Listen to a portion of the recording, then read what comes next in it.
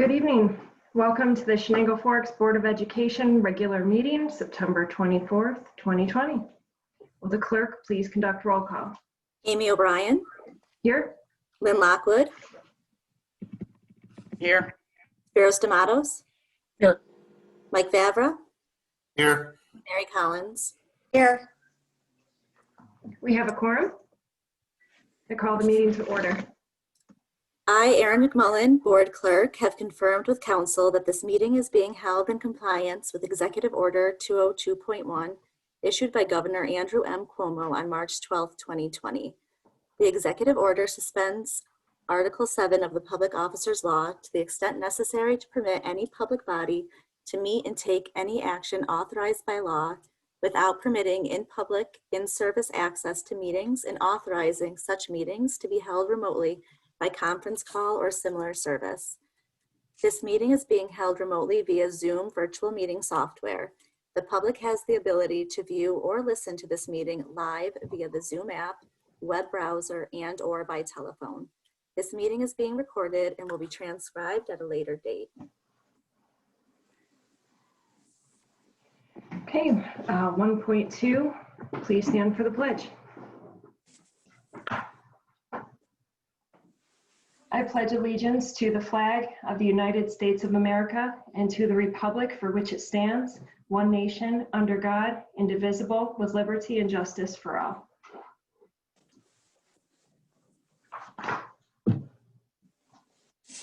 (2.1) Superintendent's report. Thank you. I have actually two presentations and they're both done by someone different. So the first one is a budget presentation by Kathy Blackman. Kathy Blackman is our liaison at CBO, Central Business Office, that we contract with through BOCES. And she is one of the individuals I meet with monthly to go over the financials of our school district. And she actually works for 14 districts in our BOCES. Kathy, is that how many you work for?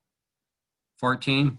So I thought I'd bring Kathy on to give a little presentation knowing the other school districts in the area and everything that's going on. She works with all of us. So I asked her to talk to the board and the public a little bit and give a small presentation about where we are in the budget process tonight. So I'm going to turn over to Kathy at this point for that. Okay. I will share my screen. That doesn't look right. Okay. Thanks for having me this evening. Tonight I'd like to go over a budget update based on all of the happenings that we've all been talking and hearing about. I wanted to start this evening's budget discussion with an overview of the 2021 budget development process. For your district, it began in January of 2020 with a long-range plan. In this plan, we assumed that foundation aid would be coming in and the other expense-driven aids like transportation, BOCES, excess cost aid would have a 2% increase. Based on this, we projected about a $350,000 operating deficit for 2021. So moving into February, the governor came out with his executive proposal. It was released with an increase of 1.48% of state aid across all of the aid categories for Chenango Forks. And in the meantime, the district continued to work on their budget. In March, your tax levy limit calculation was finalized and reported to the Office of the State Comptroller. It was 2.18% or $262,000. And at this point, COVID in the middle of the month became a reality for all of us, our students, our communities, with schools closing shortly before the state budget was adopted. It was finalized, the state budget, on April 1st with a 0% increase in foundation aid. The district's aid was reduced by a pandemic adjustment of about $356,000, which was backfilled with federal CARES Act funding. In April, very unique to the New York State budget process, the authority to reduce to the 2021 state aid payments was given to New York State's Director of Budget. They established 3 measurement periods: April of 2020, May through June of 2020, and July through December of 2020, where they promised that they would be providing information to the districts about any adjustments that would be made to state aid. As you know, April, May, June, July, August have all come and gone, and we haven't seen any of those formal reports. Very early on, there was talk of a 20% reduction. However, no definitive guidance was given.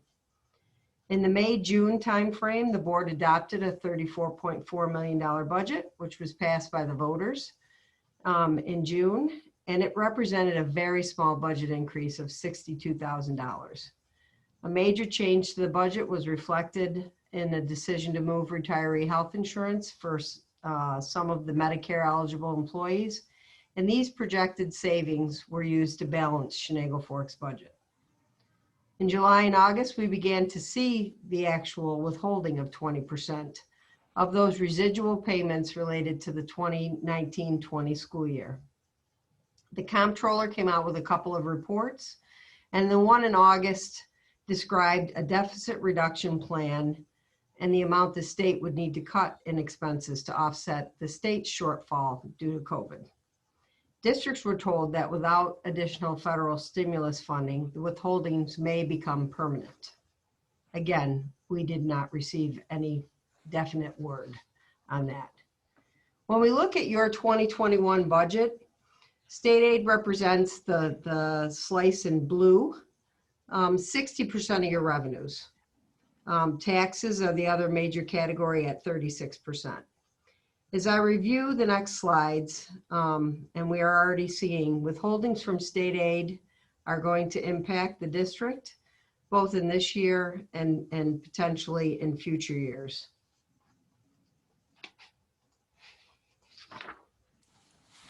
A snapshot of the state aid for Chenango Forks.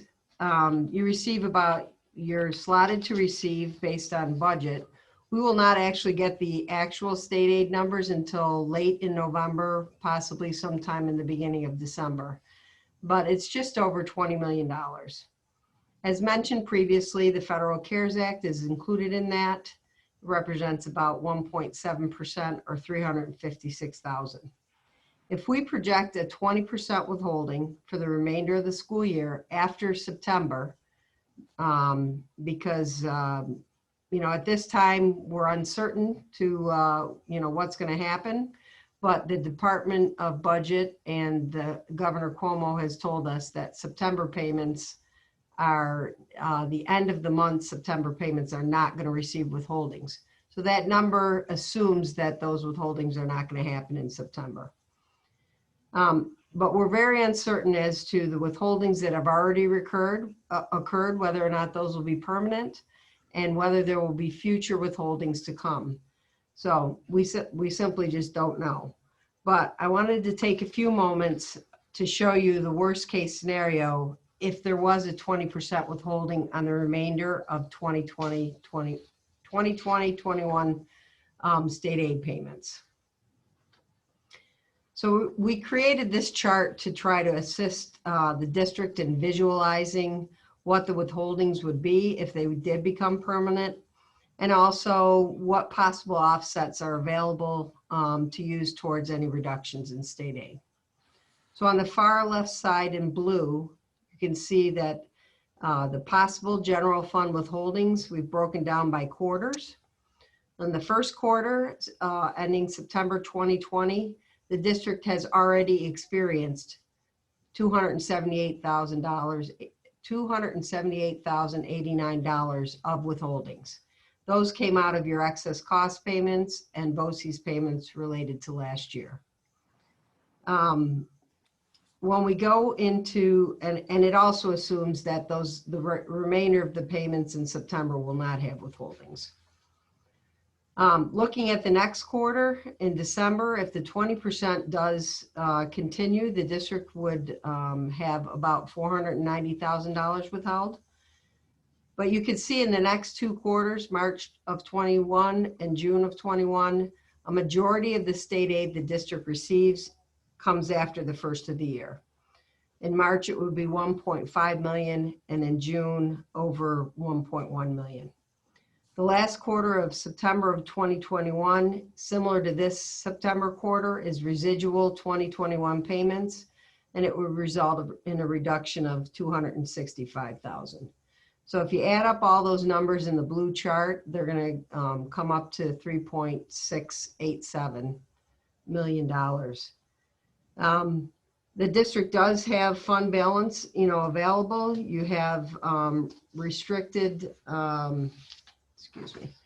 you have restricted reserves of about 2.7 million.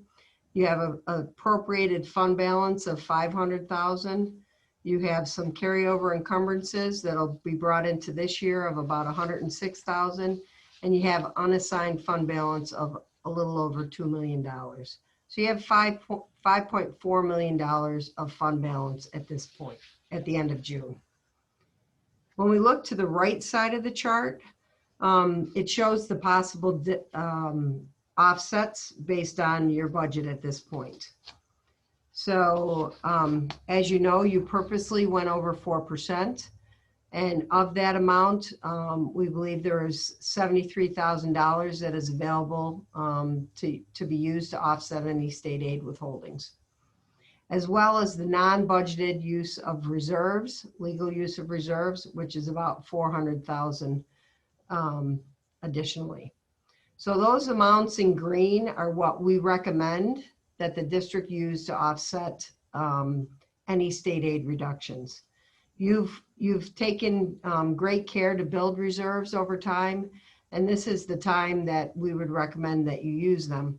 But all of those restricted reserves are set up for a particular purpose, and their purpose is limited in the amount that can be used and for what it can be used. So in green, based on what you have worked into your budget already, that's the recommended use of reserves, about 475,000.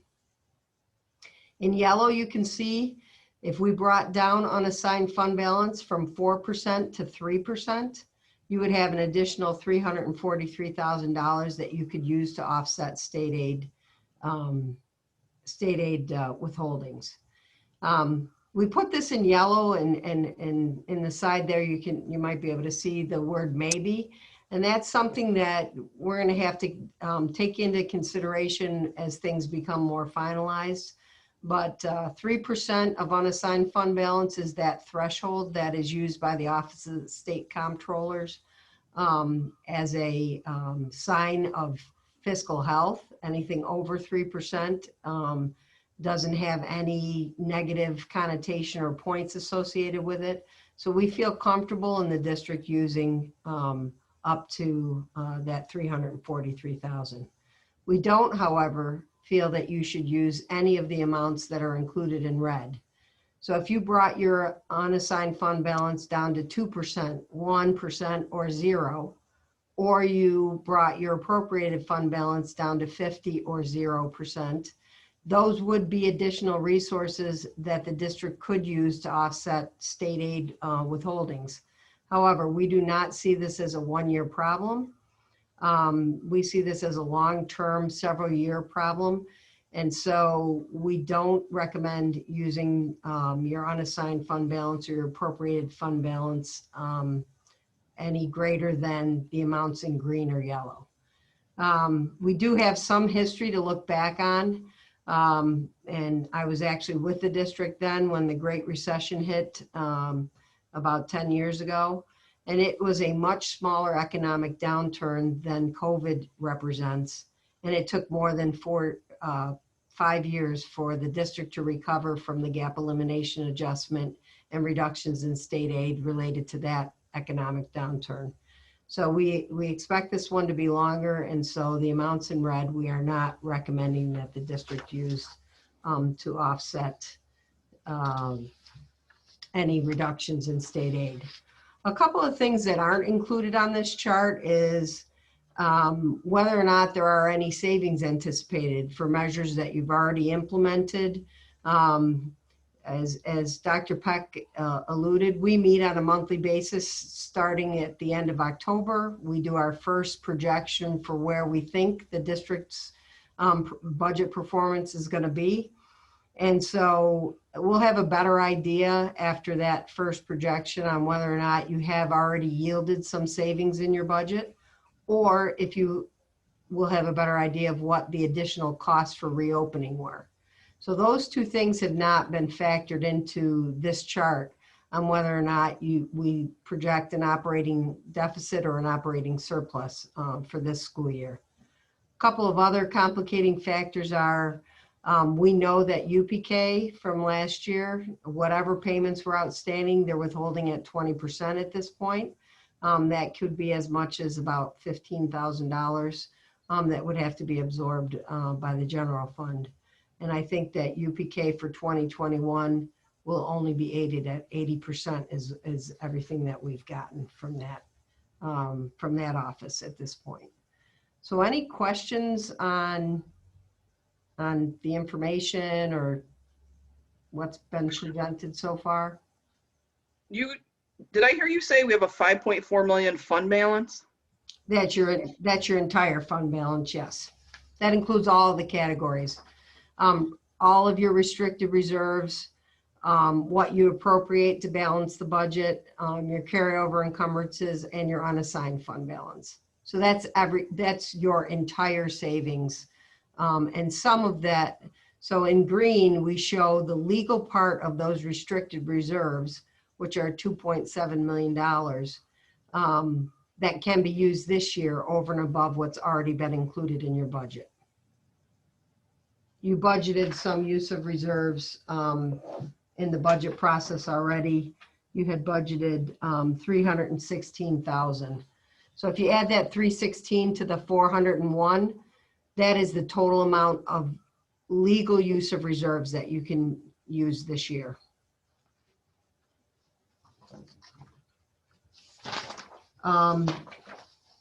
For example, the retirement contribution reserve is limited to the actual expenses for non-instructional employees. And the teacher's retirement system reserve, you're going to end up, that would use the entire balance in that reserve. It would also use a little bit out of your unemployment insurance reserve because we're seeing an uptick in unemployment claims. And any employee that separates from service during the school year that's eligible to use your employee benefit accrued liability reserve, we would use that. So we would use any part of any reserve that we could during this school year. But at this point, based on the budget, we're projecting about a $717,000 use. Can you speak to the unemployment? I didn't think we let, and it could be bad memory, but what positions? Actually, substitutes are eligible for unemployment when they don't have the same level of service. And so New York State school districts are on a pay-as-you-go basis. I haven't looked at your particular bill myself, but I know that across the region, we are seeing increased bills for every district. For an example, if a substitute teacher worked for your school district, on average 3 days a week, they would be eligible to collect unemployment insurance when they weren't working those 3 days a week. Oh, I'm sure that you have some that have collected that are substitutes. Okay. Thank you. Mm-hmm. Kathy, do you foresee the unemployment premiums going up with the massive unemployment and the extra $600 and stuff? Well, actually, the extra $600 is going to be funded by the federal stimulus, so that does not fall to the district. And there is a provision in the Federal CARES Act that the district can apply for a 50% reimbursement on any of those claims. However, it's been our experience that you pay for those claims, then you get a credit back. So you will have a large credit at the end of whatever the unemployment cycle is. And so we're expecting that you're going to expend those funds. And as a pay-as-you-go, there is no, the rate, it's whatever that individual gets that has a valid claim against the school district is what the district ends up paying for. Kathy, I'm still kind of confused by the right side of this chart. Okay. You said we had 2.7 million that can be used this year, but there's not 2.7 million on there. No, It's there's green or yellow. 2.7 million of restricted reserves. Only a portion of that can be used in any given year. So out of the 2.7 of restricted reserves, you can use about 717,000. You have already budgeted 316,000. So the remainder is what we're saying. We're recommending that you use. All of the legally allowed use of reserves should be used this year. And that's the 717,000. Yes. So And then- 401 plus what has already been included in the budget as a use of reserve in the budget process. Okay. Mhm. And then what about the rest of the 5.4 million? Well, as I started saying at the beginning, so you have funds in the retirement contribution reserve. For an example, you have $1.5 million in your ERS contribution reserve. It is limited to the actual cost that the district has in any given year, which last year was $253,000. So even though you have 1.5 million, you can only use what your costs are in any given year. So you have several years of funding of that reserve that you'll be able to use over the course of the next few years. But you can't use the entire balance in any given year. Okay, That's thank the you. difference. Mhm. Any other questions? Okay. Then I just kind of summarized, what I just went over there. The potential state aid loss through September 2021, if we assume a 20% withholding after September payments, which is a big uncertainty. I think that we really just don't know what's going to happen next. The move to not withhold payments at the end of September was a significant help for your district and all of the districts across the region because you receive lottery aid payments at the end of the month, and your lottery aid payments total just short of $2.1 million. So a 20% withholding on that amount would have been a significant 400,000 or more. So that's not supposed to be happening. So that's a step in the right direction. However, you have already realized $278,000 of withholdings that we just don't know whether or not those are going to be permanent, or is this just a cash flow? If it's just cash flow, meaning that it's going to come back later in the year, the district can, I think you can probably, live through that process. But if it becomes a permanent withholding, then there has to be some movement of reduction of expenditures. As I stated, in green, you have 474,000 of fund balance and reserves that we recommend you use to offset any reductions. You also have that additional $344,000 to bring your unassigned fund balance down to 3%, which we would feel comfortable with the district electing to do that. However, any additional unassigned fund balance or appropriated fund balance at this point is not recommended. So, I mean, I can't, whoops. Did I just lose it? Can you see it still? No, Yes. Kathy, we're on Chenango Fork Central School District budget. I think we're on Mark's presentation. Okay, yep, there you go. Now you can see it? Yep. Okay, sorry about that.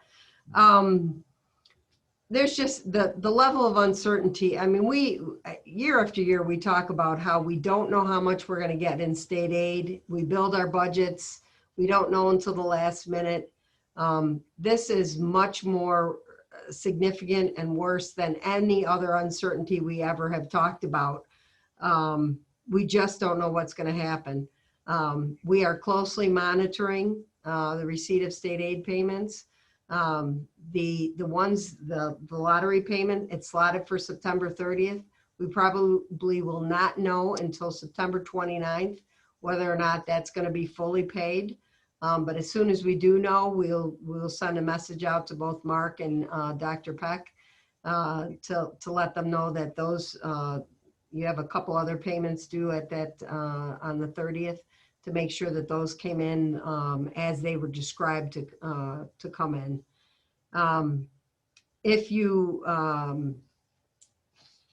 So in between September and November, you don't receive any state aid.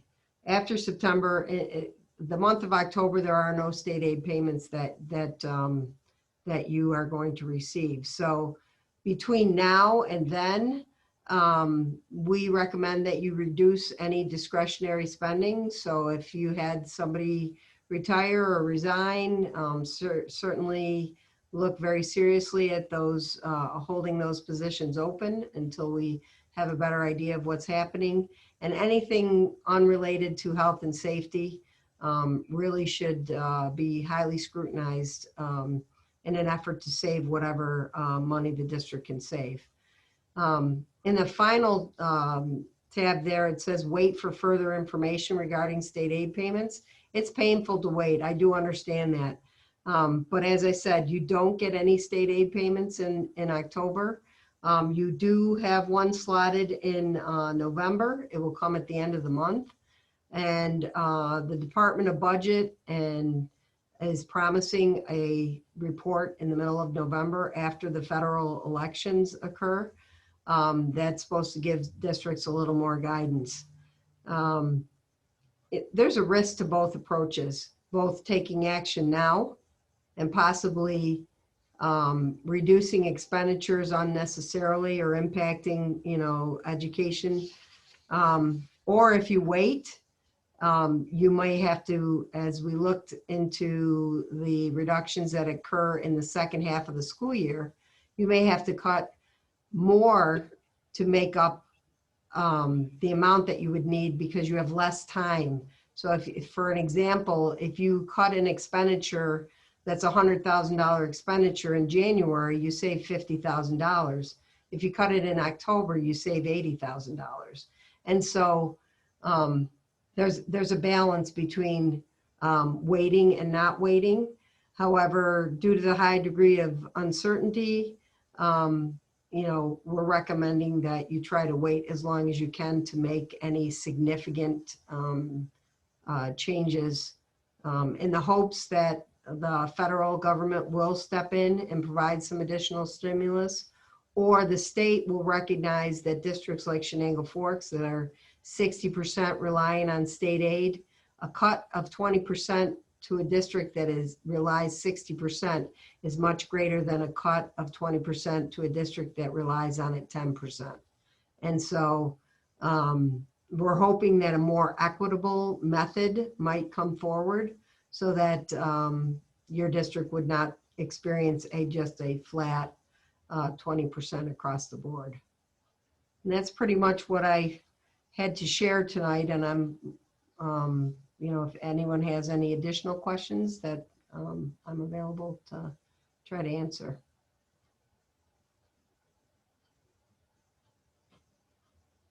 Okay. Well, we will.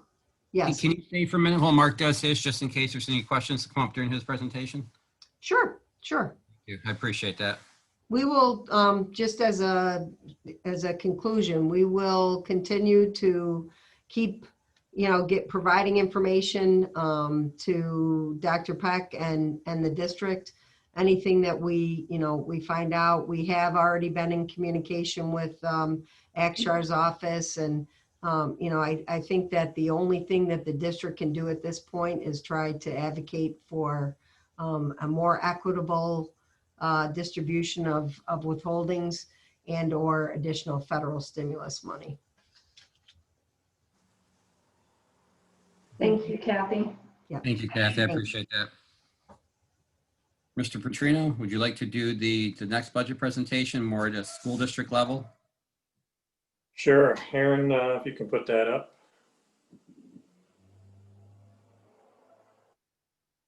Yep, just give me 1 minute.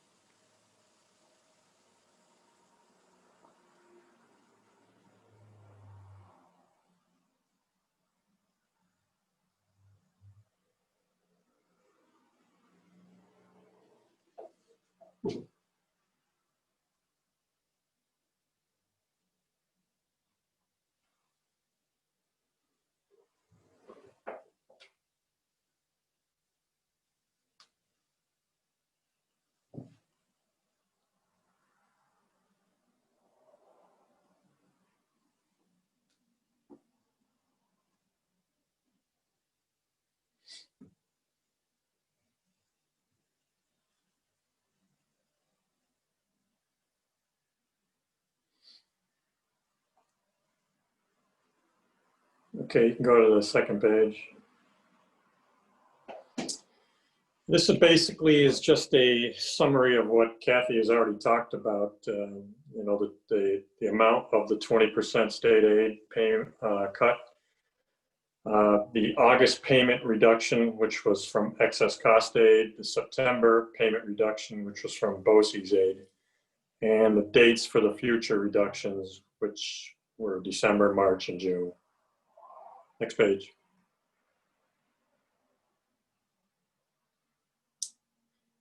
These are the strategies that the district is looking to use going forward. We want to have a strategic use of our reserves, which Kathy had already talked about. We want to maintain our existing programs, minimize cuts to areas that we receive aid on. So, you know, your BOCES aid and your transportation aid, those are aids that come to you based on what you spent the previous year. So if you're making cuts to those aids, or cuts to those expenses this year, next year's aids in those areas will be reduced. So you want to try to minimize those cuts. Prioritize safety and health of students and employees. Try to maintain our long-term plans. Next page. So we're looking at a phase one reductions around $964,000, $965,000. Specific areas on athletics, there's a trainer, which we would not utilize this year. Elementary school, cutting field trips and other miscellaneous events. Middle school, miscellaneous supplies. High school, we've got supplies and extracurricular clubs. Operations, not purchasing equipment that was budgeted this year, or looking at pushing off repairs into the following year. Eliminating the resource officers. Transportation cuts, we would look there as pushing off building repairs to the following year. In district, we would look at the internal audit, eliminating that this year, and the musical.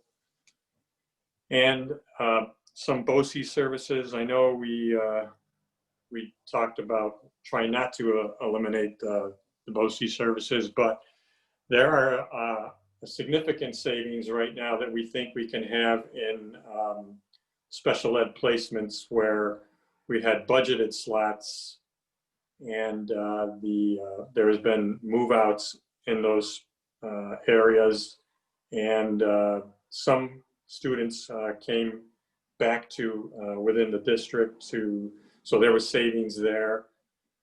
So the special ed, there is no BOCES aid on special ed services. So there's a savings there that we can get.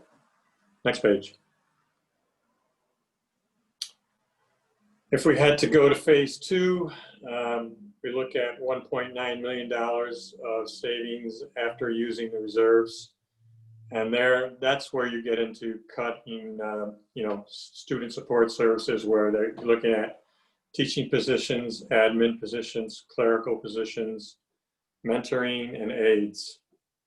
Looking at non-mandated teaching positions and mid-year course reductions. These are situations that the district does not want to go down this path, but we have to be prepared because of what we're seeing from the state, because of what we're not seeing from the state as far as guidance. And that's pretty much it. Any questions?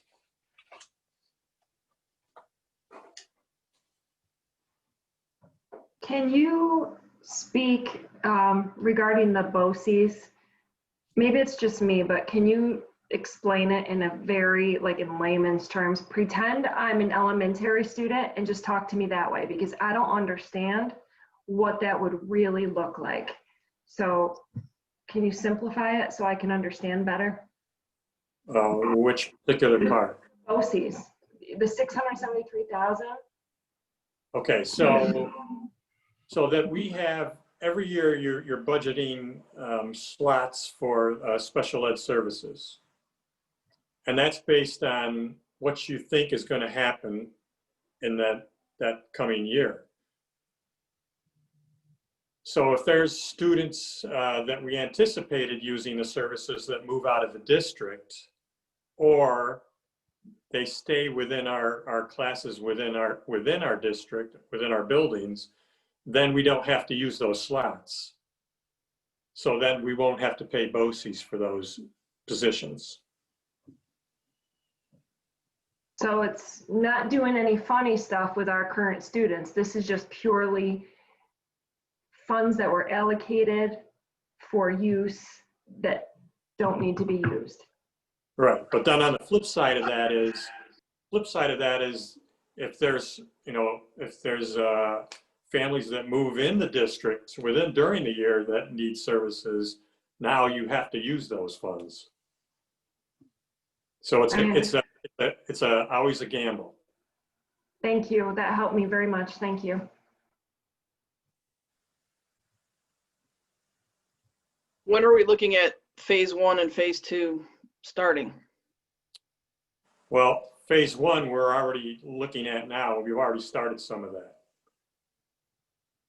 Phase two will depend on, what happens with the state and what you as the board, do you want to wait, or do you want to go ahead and start implementing these changes now? Can we go back to the previous slide? So under operations, you have the SROs. What are we looking at there? We haven't done anything yet, but no, that's to be determined.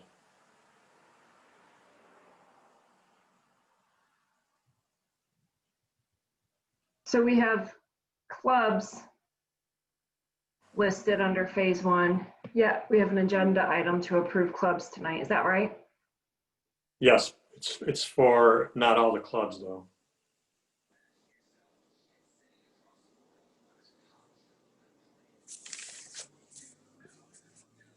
This one may be more for Joe. In phase two here, we got mid-year course reductions. Sure, we don't have the exact courses or anything, but what are we looking at there if we go that route, Joe? If you had to, in phase two, start laying off teaching staff, you would not be able to keep the courses you would have. So you would have to look at any 20-week courses starting in January going forward, canceling those. The other thing you may have to look at is combining classes right now. So I was a global teacher. I'll use Global 9. We may have 2 Global 9 classes with 16 or 15 in each class. You would have to combine those. So anytime you have a reduction of staff, but not a reduction of students, obviously staff are going to have to pick up more students. So we would have to be a nightmare for the middle school and the high school and even elementary school to reconfigure all their schedules. And it's definitely a huge issue. But again, listening to Kathy and listening to Mark, if we don't get those aid payments, we see what the numbers are going to be going forward.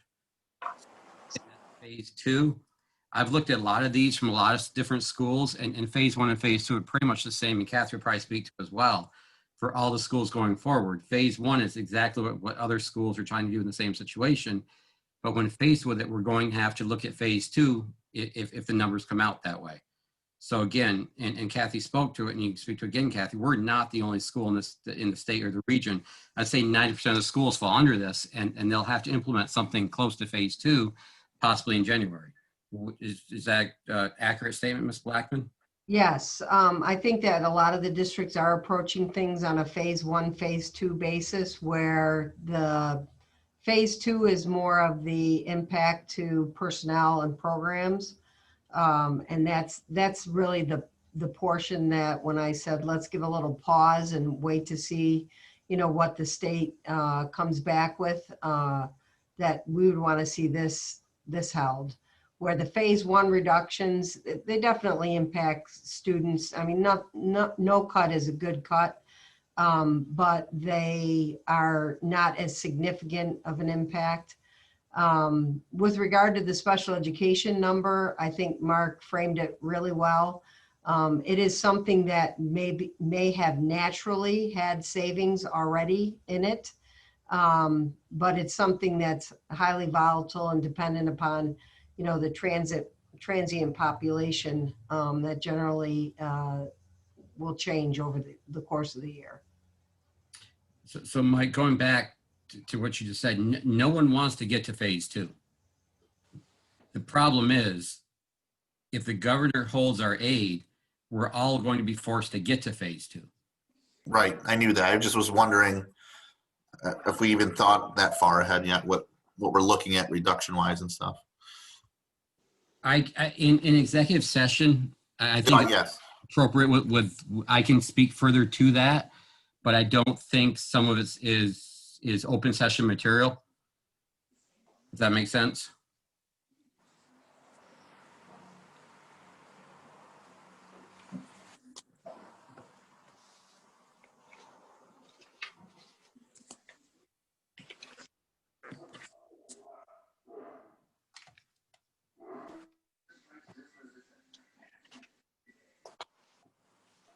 I'm sorry, any more questions for Mark or Kathy at this point?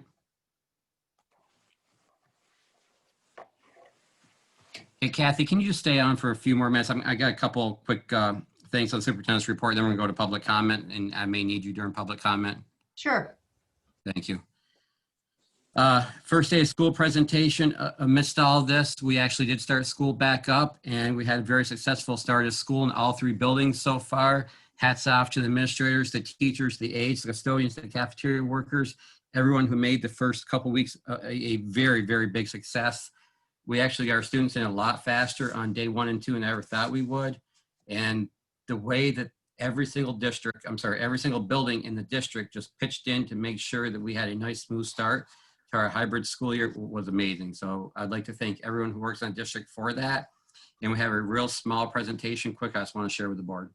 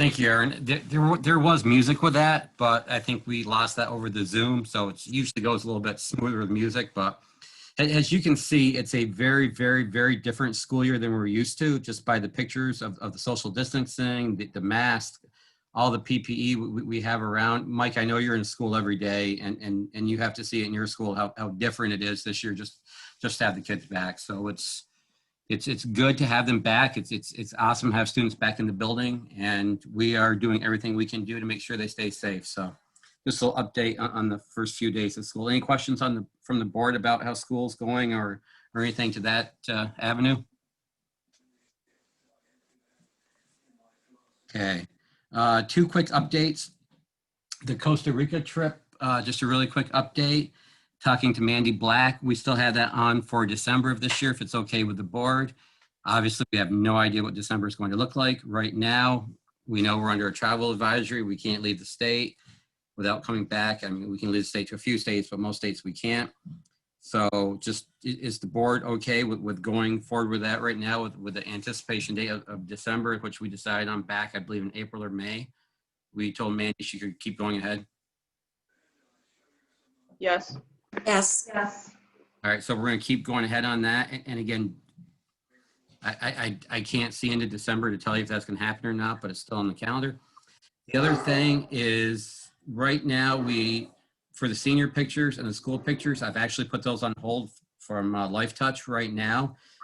For the simple reason, it's bringing more people into the district in all three buildings. Masks will have to be off for pictures. And right now we just want to hold off on that. So the community may be ready to have those done, but as a district, we're holding off. So if there's any questions on that to the board, you know that we're holding off at all three building levels. And the last thing, I do need a decision on this. Some of the older MacBooks in the district have been outsized and the teachers have been given new MacBooks. And the teachers asked me to ask the school board if there's any way they could purchase those MacBooks for their personal use. They would have to be wiped clean of all school material. So it'd be basically like going to the store and buying a MacBook. It would be completely blank. Right now, they're just going to basically to storage and they'll be accessed out eventually. So instead of doing that, it makes sense if we could sell them back to the teachers that were using them. They can still use them, but we won't support them without their private devices, which they could either use from home or inside the school, but they would not be school devices anymore. Yeah, I think we were going to wait and see how many were going to get redeployed first. Yes. Because I know you put that on your agenda, and then weren't we going to wait and see how many got redeployed to see how many we could keep as backups? I did, and then I put it back on the agenda because actually I had a teacher today that wants to buy the MacBook and not in a teaching capacity. So that's why I put it back on the agenda. Do we know how many we're going to redeploy? I don't, and I don't know how many teachers actually want to buy them. My personal opinion is we wait until we know those numbers. I mean, I don't want them growing dust on a shelf and then next year having them just thrown away because they have no life left in them. These are already at the end of their lifespan. But I also, if we're redeploying some of them, I'm hesitant until we know the actual numbers of the ones that are getting redeployed. Okay. My opinion. Yep. And that's fine if the board feels that way. And Peter Miles is the board appointed liaison for the tech committee. So that's why he was obviously on the tech committee meeting yesterday, which that's fine. I can revisit this in a couple months and let me talk to Jamie and see Jamie Payne's our tech person who does this. Let me see exactly who's getting redeployed on the MacBooks and who still wants to purchase them. But if it's a large number that want to purchase, I don't think putting them in storage, gathering dust, and then you're going to vote on a salvage list in a year and they're going to go for scrap and the district won't see any money. I know we did this with iPads, 2 years ago, with a bunch of iPads that were going to disposal, and we sold them, I think, for $50 a piece, and we actually made quite a bit of money by doing that. So it was good for the district. So this isn't, oh, I'm sorry, Joe, go ahead. No, go ahead. I was going to say that's all I had. Just thinking about items we dispose of, and I've mentioned before how in my mind, it would be ideal to take items we want to dispose of and rather than going to auction, making them available to the taxpayers in the community for purchase.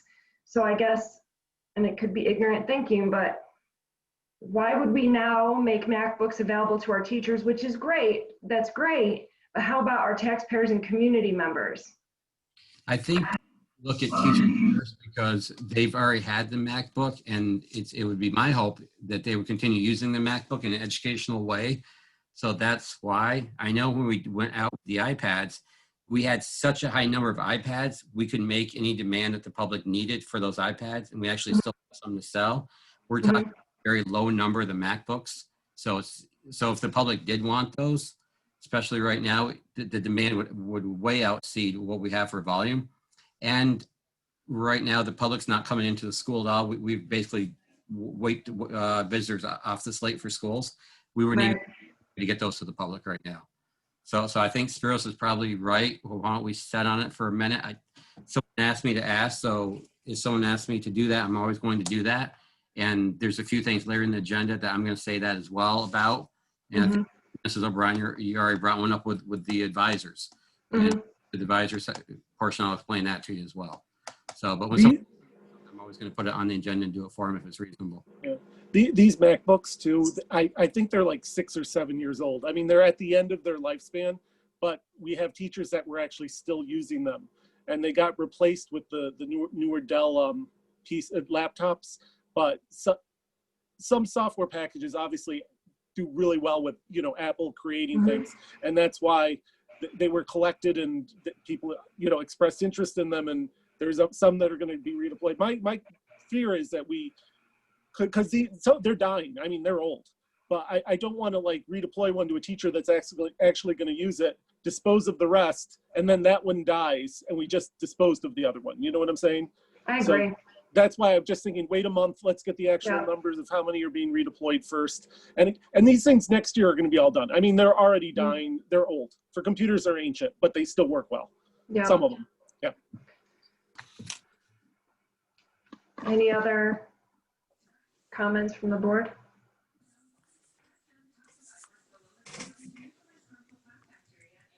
No opinions? Okay. That was it, Joe? Yes, ma'am. Okay. 2.2, public comment. The public wishing to speak to the Board of Education will be allowed this period of time to do so under the following guidelines. Speakers will be limited to a maximum of 3 minutes and the entire public comment session to a maximum of 30 minutes. Speakers are requested to raise their hand and state their names. Speakers will not be allowed to personally attack any board member, administrator, or any of the public present.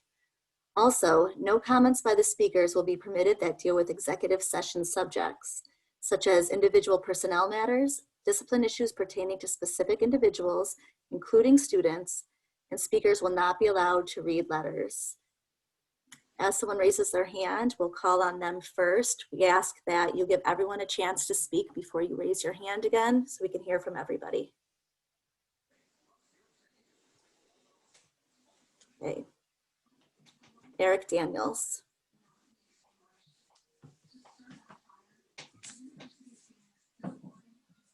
You can go ahead and unmute yourself to speak.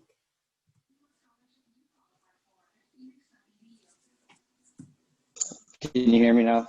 Yep. Okay, Eric Daniels, 18 Marion Terrace. I've heard 2 times in the very beginning of this about how our goal is to keep the students safe. Safety and healthy is one of the primary concerns, but yet in phase 1, you're talking about cutting the SROs in a time where people right now are having mental breakdowns, and it's an unprecedented time, and that's the first people that we're looking to cut. I don't think that's a wise choice. And I mean, there's other ways. Has anybody talked to the actual principals of the schools to see if they've got any input on areas where we can cut and save money for teachers? Has anybody got input from them? That's all I've got. Thanks. Thank you.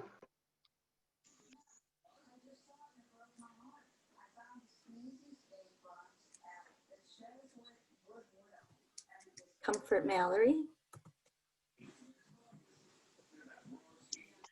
Good evening, everyone. Thank you for hosting this meeting again.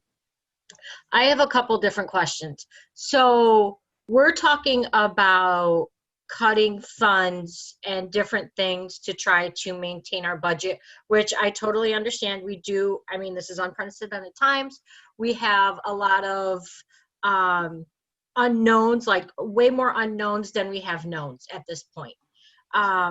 But as far as cuts, I guess one of my questions is, why would we cut stuff that the state mandates for graduation before we cut extracurriculars and such?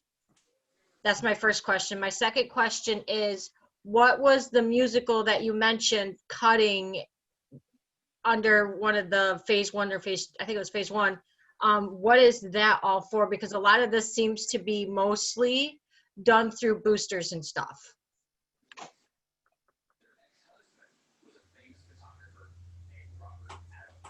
That's all I got. Thank you.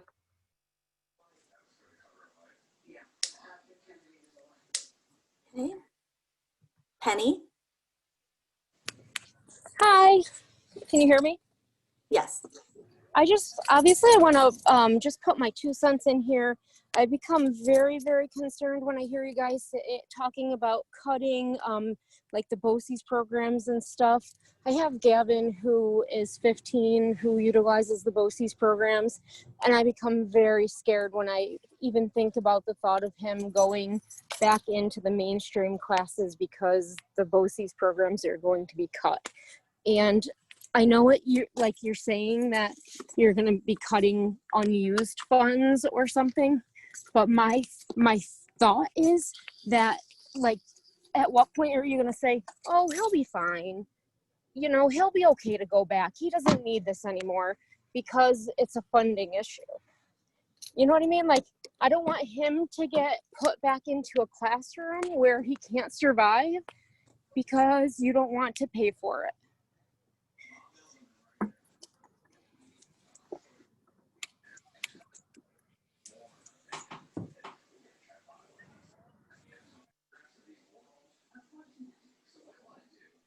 Do we want to respond to that, Joe? I don't feel comfortable talking about individual students in open session. Well, from my understanding, we're not going to say a student can't go that's already going. This is just cuts to people that don't need to go because they moved out of district. Each year when we build the budget, we build what we perceive, like Kathy and Mark said, what we perceive will be BOCES slots for students. That changes dramatically as students move in and out. I know right now of at least 3 students, 4, I guess, if you can't count one that was going to start, that have moved out recently. So that takes that number down. And that's what Mark showed. The problem is, if you have a family that moves in and they have 5 special ed students that need placements, we're not going to deny placements. If we can't service them correctly at the district, we have to provide an outside placement, obviously. So if you have 5 people move in outside the district and they all need those special ed treatments, then those 5 are going to come out of that money that Mark just said. So that's a very fluid budget line. We could be up 500,000 one month and down 100,000 next month, depending how students come in and out. We're not looking to take programs away from students that have programs already. I think, you know, that was misunderstood a little bit, and that's not what Mark was saying. What he's saying is, at the beginning of the year, you budget that line item for what we perceive to be, you know, slots. If you stay under those slots, then you're gonna have money back in your budget. If you exceed those slots, then you're gonna have a red number in your budget. But we're not looking to take students who have IEPs and they have mandated programs to start pulling those students back. In a lot of cases, we can't house those in-house. The ones we can house are our in-house. Right, that's what I thought you were saying. I want to make sure Penny heard that. I still want to talk about individual students. Absolutely. But Aaron, in general. okay, Aaron, before you let the next person in, I'm not comfortable, given the state of things, just listening and moving on to the next person, sitting silent. And we just answered a question in general terms for Penny. So I want to go back and get caught up. Eric Daniels had a question. He had a statement. Good, that's information for us, but he also had a question. His question was, have we asked building principals, I believe that was his question, for their input? And the answer is? We always work as a team. At the end of the day, the decisions of what to cut and where to cut will always reside with the school board upon a recommendation from myself. only issue with working sometimes with individuals is they're all running buildings, and obviously they have their buildings they're in mind. My job is to look at the district as a pre-K through 12 district, not as an elementary school, a middle school, or high school. So will I ask for their opinions and input? Absolutely. But at the end of the day, I have to weigh pre-K through 12, and it has to be a pre-K through 12 decision, not an elementary building, a middle school, or high school decision. That information has to come back to the school board, and the school board has to ultimately decide what we're going to do. I, as a superintendent, don't hire, I don't fire, I don't cut. Everything on this agenda you'll see is upon my recommendation. At the end of the day, the running of the district falls on the 5 people on the screen. But you do receive the input of the building leaders. Correct. Okay. Yeah, And I think that's all. then I his question siphon was. that to the school board. Mhm. And then Comfort asked, why cut mandated classes before extracurricular? So let's answer that question. It's not cutting mandated classes for the extracurriculars. There's a lot in there. So it's not you're just picking little things out. As you can see, this is chunked pretty heavily. Mm-hmm. We recouped $3.6 million. You're not just taking out a piece here, a piece there, and going back to Mr. Daniels with the SROs as well. We're trying not to impact directly into a classroom, okay? And the only reason we can actually mention SROs in open session is because we don't employ those as a district. That's a company. Like it would be SCI or Construction Associates or anyone like that. That's actually not the SROs. And it should have been on the presentation that Mark had as KST, not the SROs. So again, I understand what he's saying, but those are decisions that we have to make. Again, I can get input on it. I don't always have to agree with my building principals. They don't have to agree with me. I don't always have to agree with the school board. The school board's not always going to agree with me, but there's always an open dialogue. So that Okay. the And SROs then are on there. she had one more question. My notes are kind of sloppy, but I think it was something like, why cutting clubs when they're done funded through boosters? Hopefully that reflects her question, correct? Not all, and I understand what Comfort's saying when it comes down to the musical, but there is still a large stipend for that. There's a musical director and assistant director, and I believe the stipends together, Mark, correct me if I'm wrong, are somewhere in the neighborhood of $7,500 together for drama. Yeah, I mean, most of it is the stipend, but you also have the rights that you have to purchase for the musical. You can't just put the musical on. You have to purchase the rights which allow you to put the musical on. And then if there's any other expenses as far as, building sets, and then you got sound and lighting. So, I mean, there's a lot of expenses besides what the boosters provide.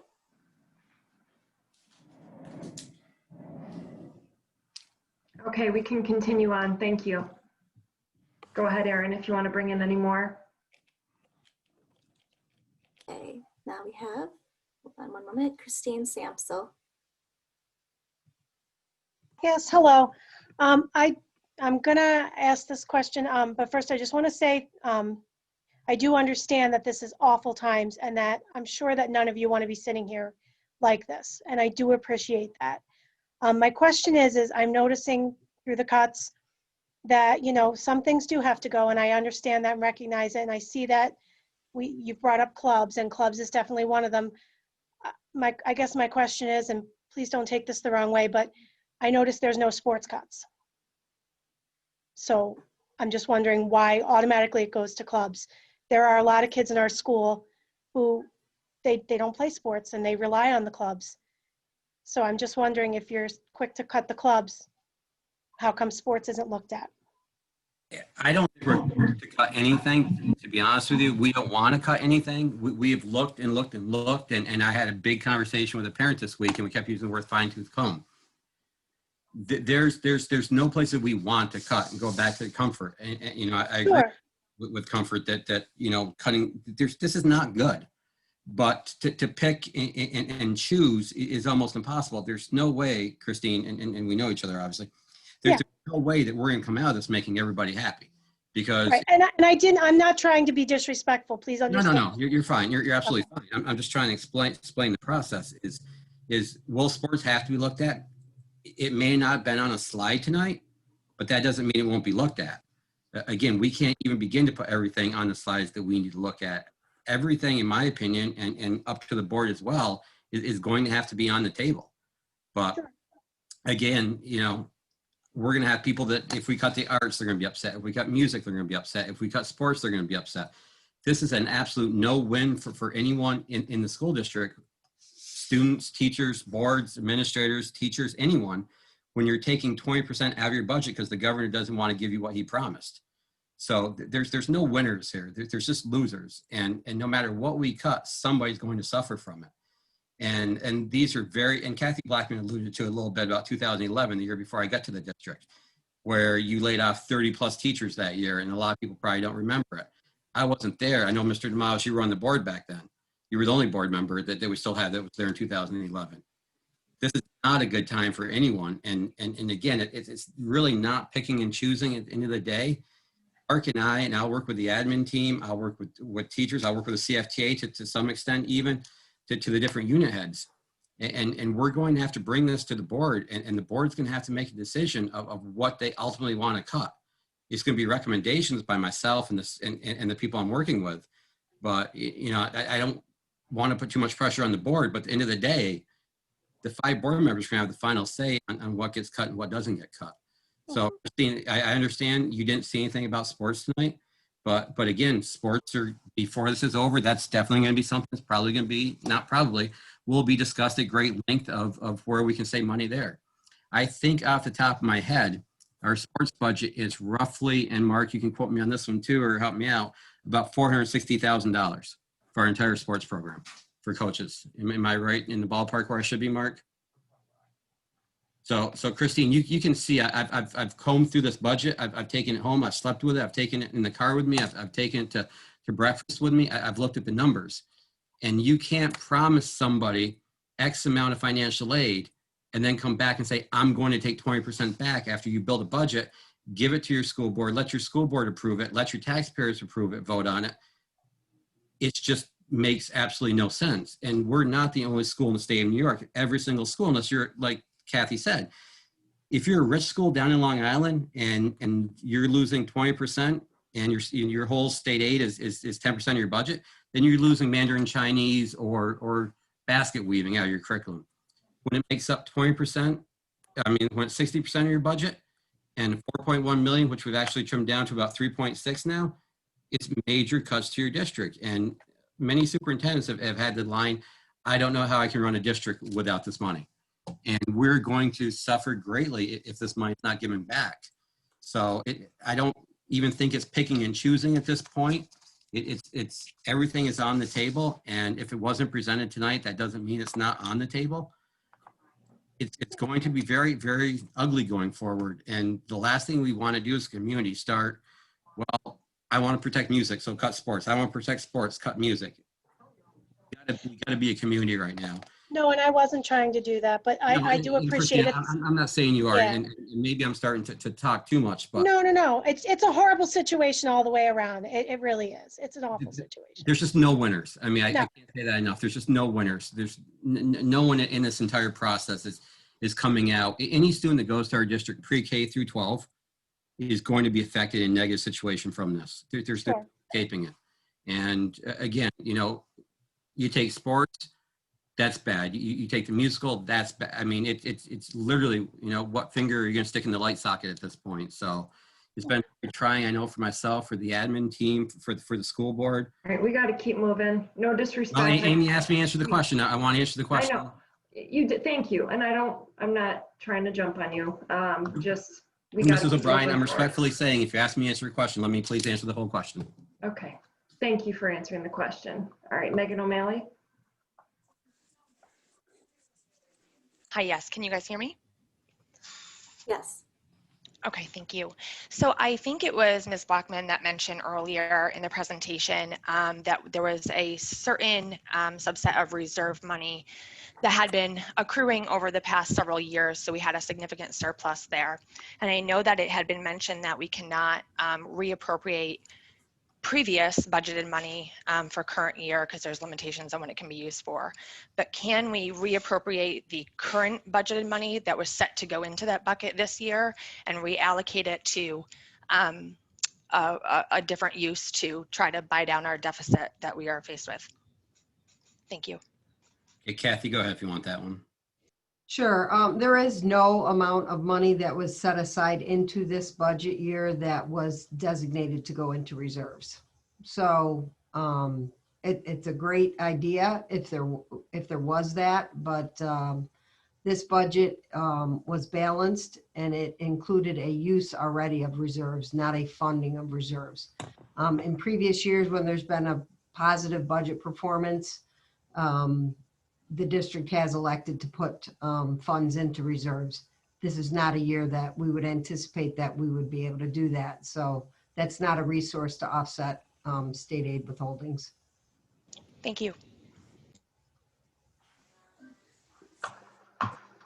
Do we have anyone else, Erin? No, but if anybody else wants to ask a question, just raise your hand.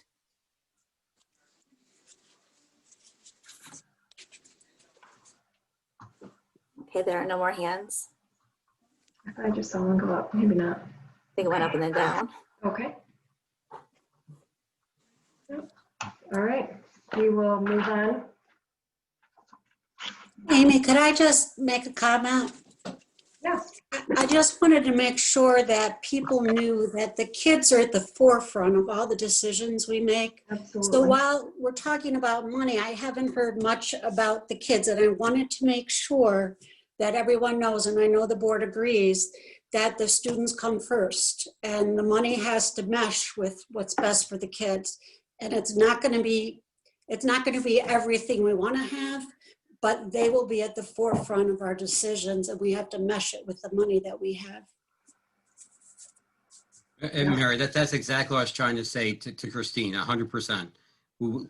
Every kid in our district is going to be affected. We got to figure out a way and work together to affect them in the least possible way.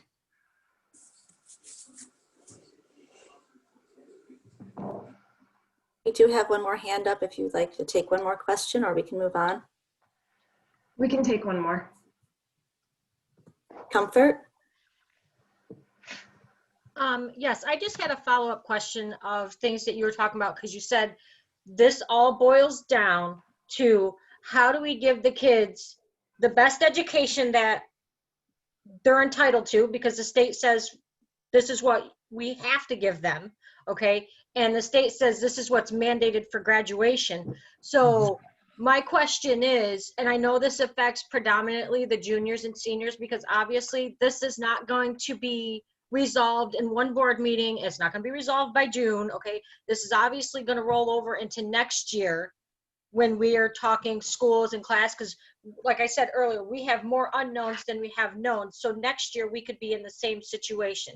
So if you're talking cutting classes, because that's to the point where we got, if we get there, how are you going to entail that all the stuff that is mandated for graduation gets in place, plus the credit, making sure that there's the option for classes to make sure the seniors get their credits that they need, especially if halfway through the year we say, okay, well, these classes have to go, and we have seniors in those classes that need that credit to graduate. How are we going to find balance there? And Comfort, you and I, we talked. I actually talked to you for about 40 minutes the other day on the phone, and you know, it's not going to be easy. We're going to have to sit down. I'm going to sit down with Mr. Simons at the high school, Mr. Rule in middle school, and Mrs. Kaczynski elementary school. And if we have to cut back in those areas, we're going to have to find how to cut back and still meet state requirements. It's going to be very, very difficult. Like I said earlier, in some, I don't want to use the word impossible. Nothing's impossible, but it's not going to be Chenango Forks education as we know it. And that's the scary part. We're a tremendous school district. No one in the community or in the school or on the board did anything to get us in this situation. We have an individual saying to us, I'm going to withhold 20% of your money. You figure out how to make it work. And I'm really not sure what that's going to look like going forward. All I know is we're going to have to work together as a team, from the board to the admin, to the teachers, to the custodians, everyone in the community, to figure out how to make this work. And again, that's my message is we got to go through this like we're going through COVID. There's no blueprint I can pull out. There's no plan I can pull out. It's very, very fluid. And we're going to have to work together. And going back to Mr. Daniels, there's going to have to be input by all stakeholders. I'm looking down, there's 206 people on this call tonight, obviously interested in what's being said, all stakeholders. questions, you know, I've answered emails, phone calls, I've done webinars with people, I've been talking to people, getting their input. Comfort, you know, I've talked to you, gotten your input. So we're all going to have to work together to make this happen. Going back to what Mary Collins just said, we got to remain keeping the students at the forefront. Those are the most important individuals in our school are the students, and we got to provide for them.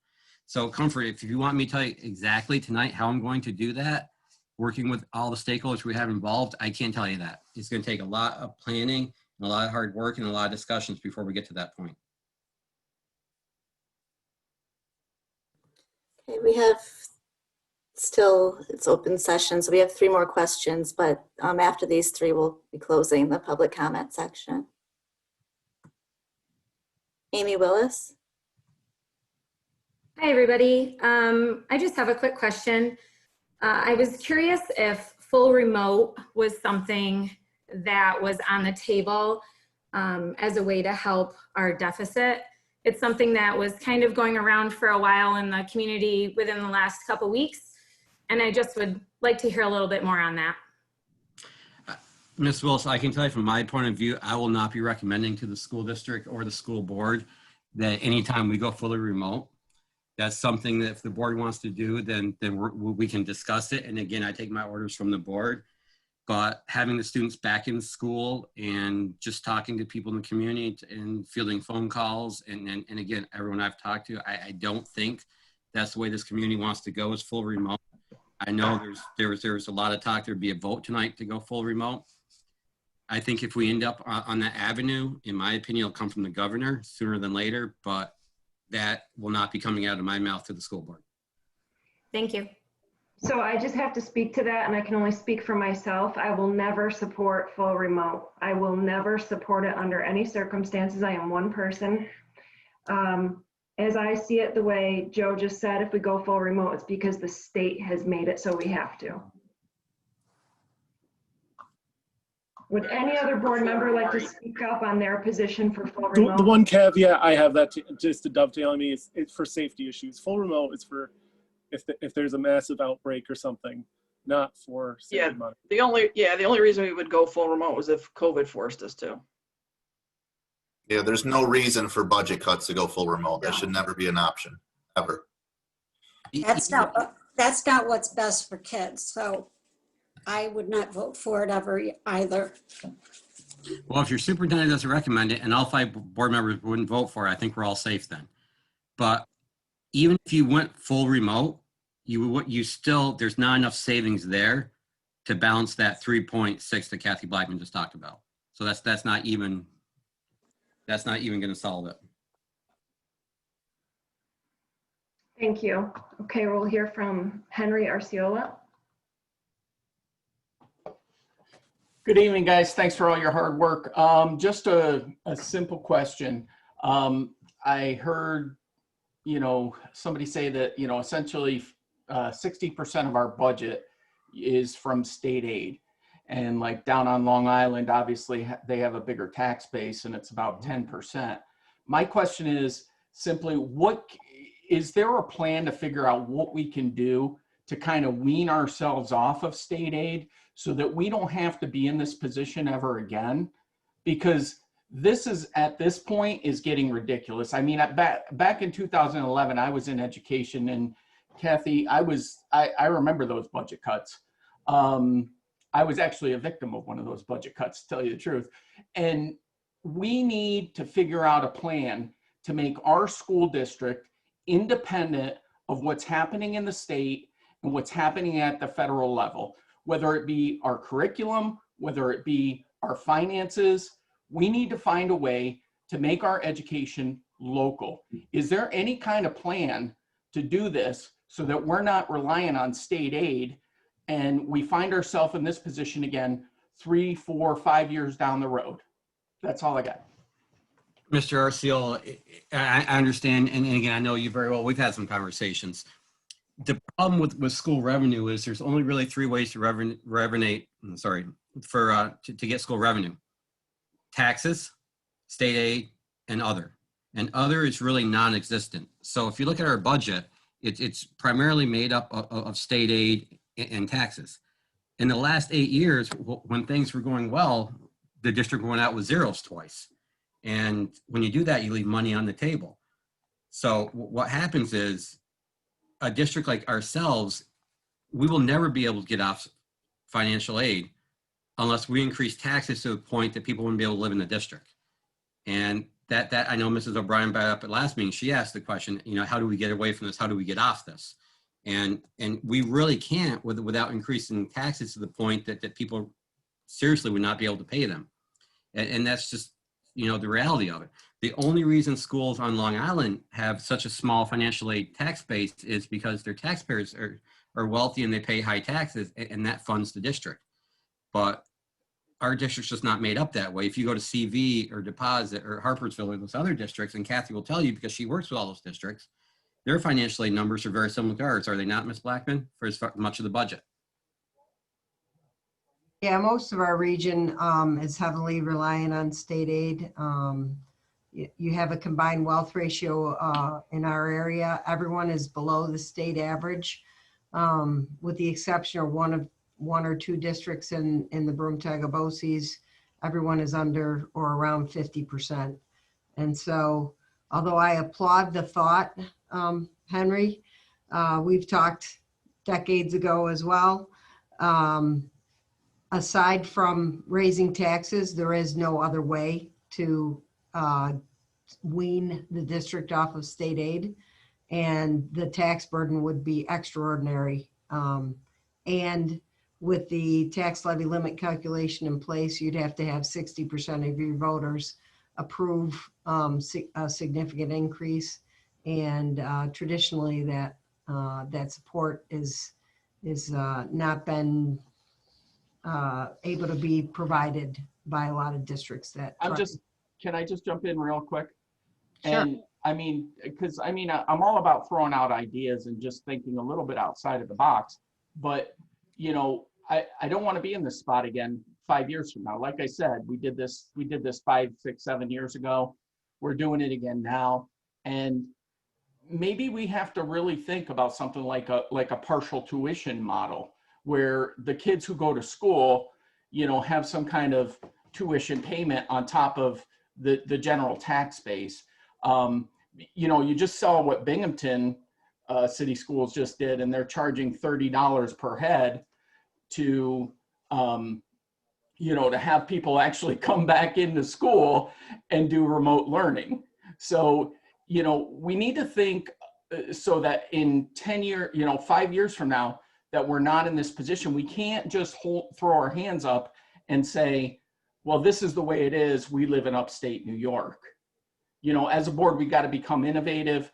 As a community, we've got to become innovative. And we need to think about ways that we can serve our kids. Like Mary said, we got to think about ways that we can fund our own district so that we're not beholden to the powers that be at the state level and end up having Zoom calls like this. That's all I got to say. I appreciate your guys' response, and I know where you're coming from. I understand, the burdens you're under. I'm not trying to be critical of you. I'm just trying to suggest something that, we think forward instead of just always thinking about what the problem is now. That's all I got. Thank you. Thank you. And Mr. Arcellus, let me tell you too, the other problem that we face is the 4% that Kathy Blackman talked about that we actually went over this year. So the problem you face when building a budget every year, if you have extra money and you don't put in one of those reserves that we can't touch, you have to spend down to get within 4% of your budget. So the state literally puts you in a situation where you can't save money. So Mr. Arcilla, I like what you're saying a lot. We're not even allowed to bank money above that 4%. And if you were on a couple months ago, I actually got permission from the school board to go up to the 7% this year. And we'll probably get a letter from the state saying, slap on the hand, you can't do that. So the state controls you in that way that doesn't even let you save extra money. So if we're over that 4% at the end of the year by 300,000, we either have to put that in a reserve that we probably can't touch, or we have to use one-time expenditures. So I think a lot of people don't understand that we're not even allowed to save up money in that fund, as Kathy spoke to about an hour ago now, and we have to keep that at the 4% or below. And I think the board understands that, correct? You've been doing this with me now for enough years. And Yes. am I accurate with that, Kathy? Yes, unassigned fund balance is restricted to 4%. So I have a question about businesses in the district. What kind of funding do we get from taxes from them? I mean, there's a Dollar General going up. I know it's not like a super Walmart. It's probably not a ton of money, but are we getting anything from businesses coming into our district? Lynn, when you look at our taxpayer base, you usually look at the top 10 taxpayers in your district. And for most districts, those are businesses. That's not the case in Chenango Forks. So yes, when those businesses do come in, we will see tax revenue from those. But we don't own all Front Street like CV does. So usually when you pull any district's tax roll, your top 10 taxpayers will be big businesses. We just simply don't have that where we are now. Okay, our last question is from Dennis Roby. Good evening, all. Quick question. I received a letter from the superintendent's office today that there's a confirmed case of COVID-19 at the Chenango Forks schools. How are we addressing that? What are we doing? Yeah, there's actually a letter posted on our website. You actually didn't receive one in the mail. You saw it on the website, correct? Correct. I saw it on the website. Yes, sir. Yeah, I just didn't want to give the public the understanding that that letter went out. Actually, No. on the website today that we had our first confirmed case of COVID. We followed our district protocol in our back to school plan. And I worked with the DOH, with the admin team, and we have done contact tracing for the people that were around the individual with the COVID diagnosis. And I believe all those people by now have been contacted by the DOH. They will be under the DOH guidance, and I believe they will be going into isolation/quarantine until they have a negative COVID test. But we turn everything over to the DOH at that point. All right. Thank you. Yeah.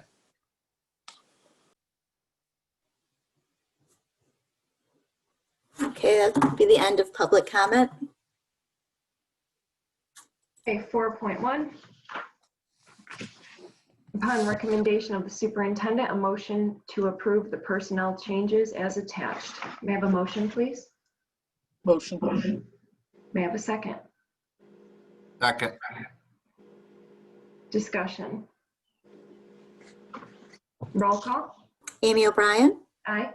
Lynn Lockwood, Aye. Spiros Tomatoes, Aye. Mike Vavra, Aye. Mary Collins. Aye. Motion passed.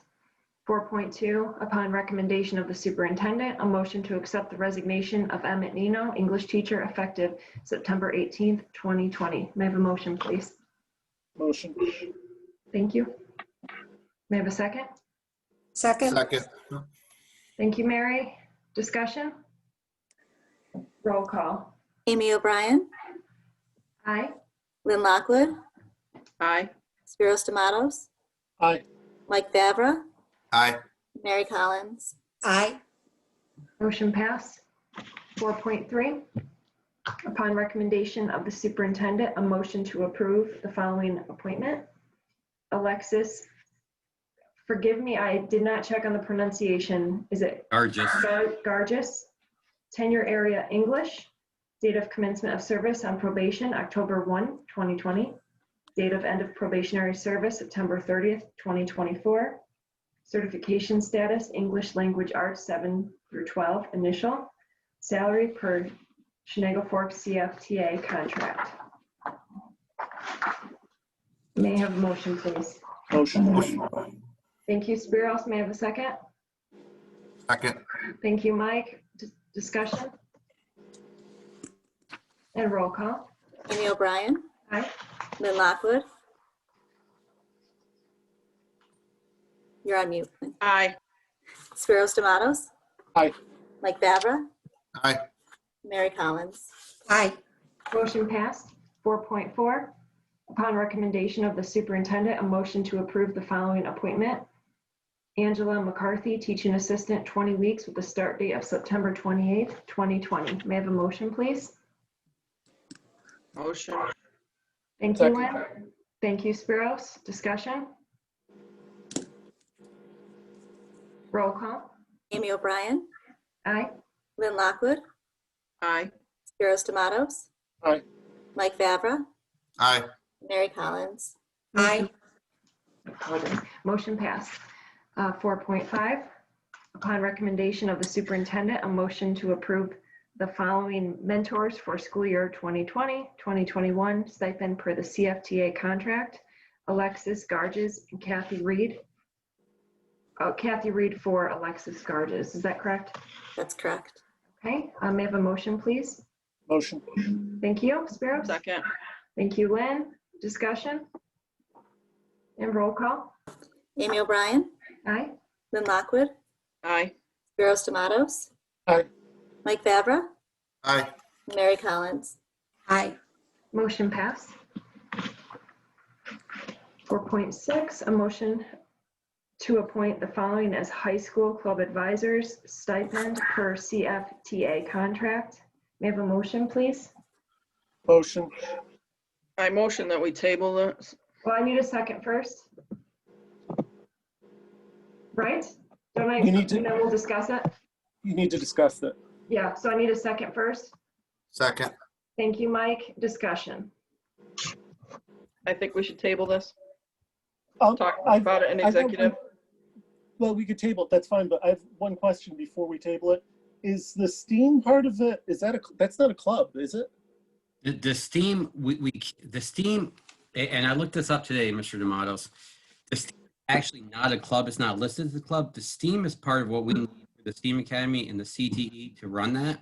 So that's something that needs to be approved. That's a stipend. Right, Mrs. so Mullen that and I shouldn't be in there.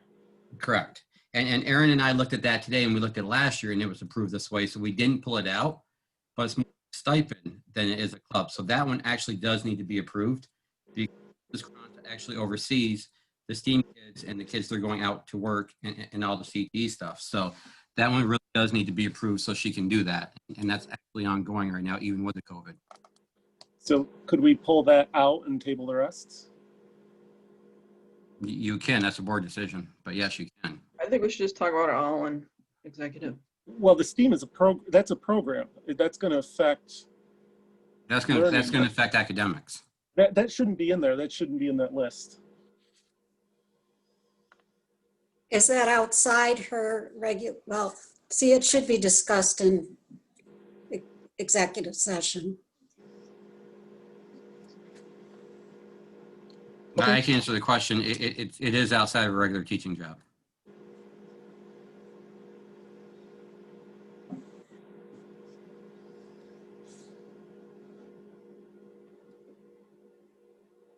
Okay, what do you all want to do?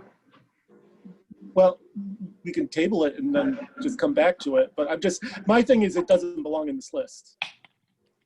I hear what you're saying, Spiros, but I think we should just discuss the whole list in executive. That's fine. It's personnel, absolutely. So Just table it, go to executive. So put up a motion to table and then Yep. vote on it. So Lynn motioned to table, and I need a second. Second. Discussion. Was that Mary or? Mary. Yeah. Mary, okay. And discussion, which we just had, and roll call. Amy O'Brien, Aye. Lynn Lockwood, Aye. Spiros Tomatoes, Aye. Mike Fabra, Aye. Mary Collins. Aye. Motion to table high school club advisor stipends is passed. Okay. 4.7, upon recommendation of the superintendent, a motion to approve this agreement by and between the Chenango Forks Central School District and the Chenango Forks Teachers Association as attached. May I have a motion, please? Motion. Thank you, Second. Spiros. Thank you, Mike. Discussion? Amy, can we, per the CFTA, table this for tonight and re-vote on it, or actually vote on it for the first time next month? They would like to add another part to the MOA. I actually talked to Miriam earlier, who's the CFTA president. I just didn't want to pull it off the agenda at the last minute, so I told her I would ask the board to table it.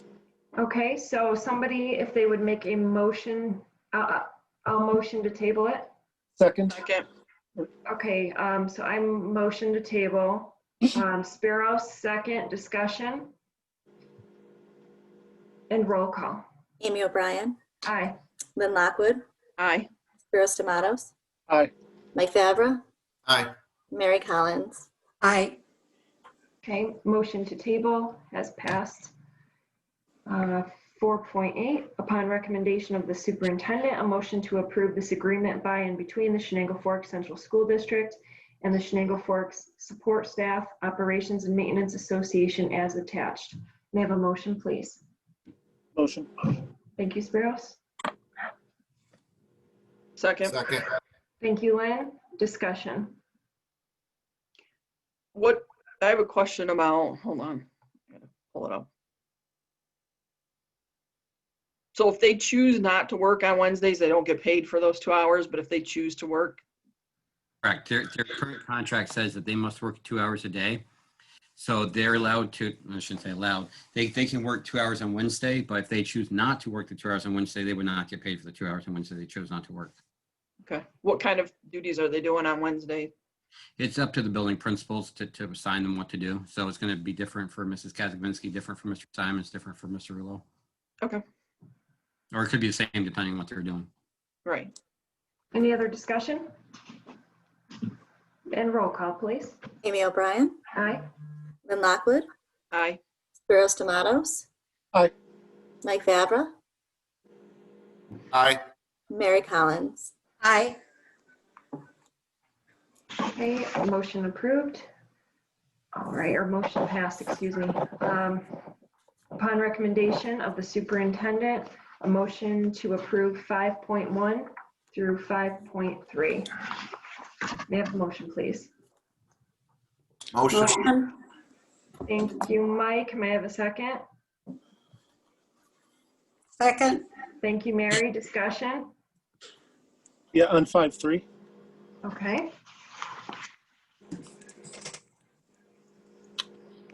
Joe, could you tell us what exactly this is, please?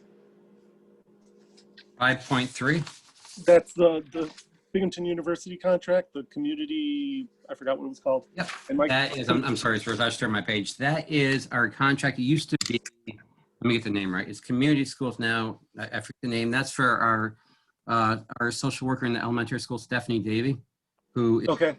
fantastic, worth her weight in gold. And this is something Agreed.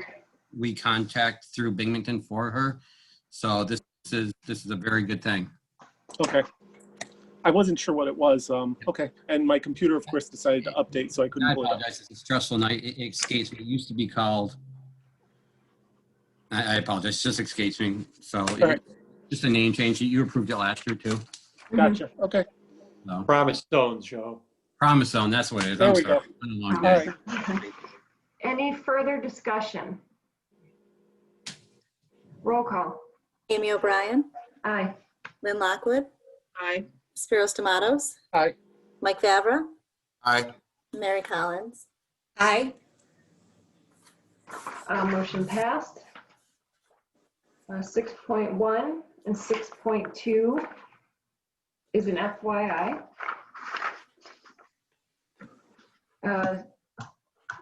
Upon the recommendation of the superintendent, a motion to approve 6.3 through 6.5. May I have a motion, please? Motion. Second. Thank you, Lynn. Thank you, Spiros. Discussion.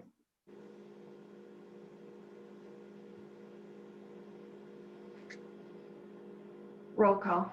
Amy O'Brien, Aye. Lynn Lockwood, Aye. Spiros Tomatoes, Aye. Mike Fabra, Aye. Sorry. and Mary Collins. Aye.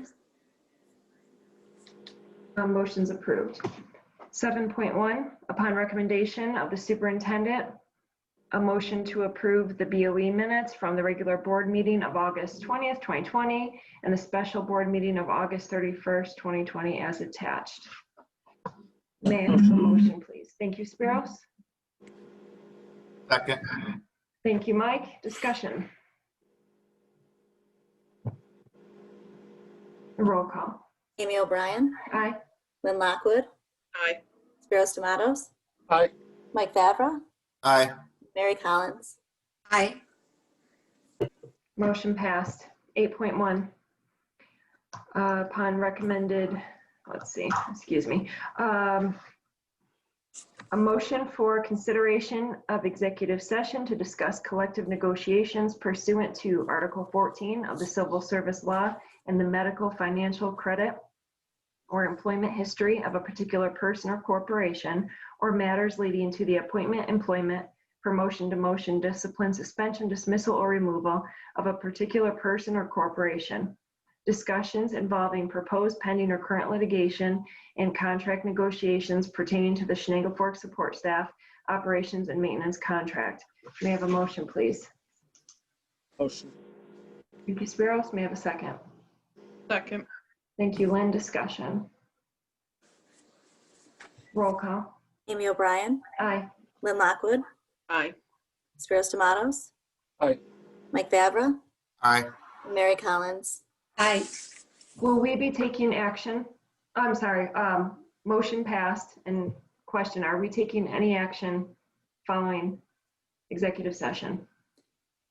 The only thing I think, Mrs. O'Brien, that I had that you may take action on is you tabled all the stipends for the clubs and advisors. Okay, so there's potential. Okay, I just want the attendees to know. Yeah, I don't see anything else on that. Just for the board's quick FYI, I sent 2 links for executive. Mhm. Use the second link I sent. Okay, Okay? thank you. What date and time was that sent? It was sent yesterday. I can't give exact time. Do you have it? Yeah, at 2:31 yesterday. Okay. So Okay. let's use that link. Mrs. O'Brien, I don't believe Nate Van Wy has that. Is there a way can you email him Yeah, that? yep, Thank you. yep. Okay, I'm going to get off this so I can open that up, and I will see you guys there. Okay, thank you.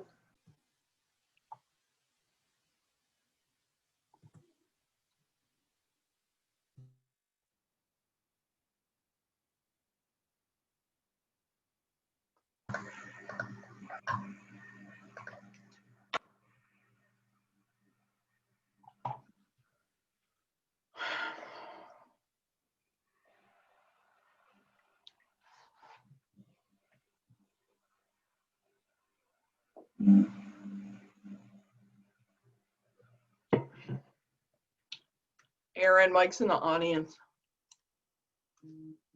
All right, thank you.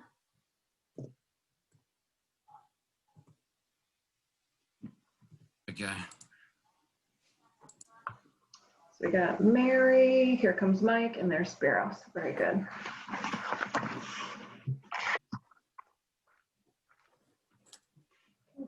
.3, upon recommendation of the superintendent, be it resolved that due to expiration of the district's current dental benefits provided through Lifetime Benefit Solutions as of December 31st, 2020, the district approves replacement dental insurance benefits through Guardian Dental to be effective January 1st, 2021, and authorizes the superintendent of schools to execute and carry out all documents and things necessary to effectuate the same.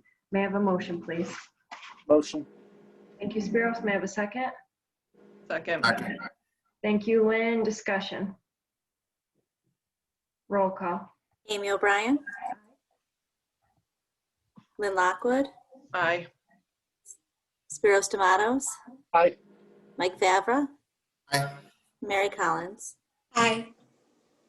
Motion approved. 9.1, upon recommendation of the superintendent, a motion to adjourn the meeting. May I have a motion? Thank you, Spiros. Second. Thank you, Lynn. Discussion? Roll call. Amy O'Brien, Aye. Lynn Lockwood, Aye. Spiros Tomatoes, Aye. Mike Vavra, Aye. and Mary Collins. Aye. Motion passed. Have a good night, everyone. Good night. Night. Aye. Aye.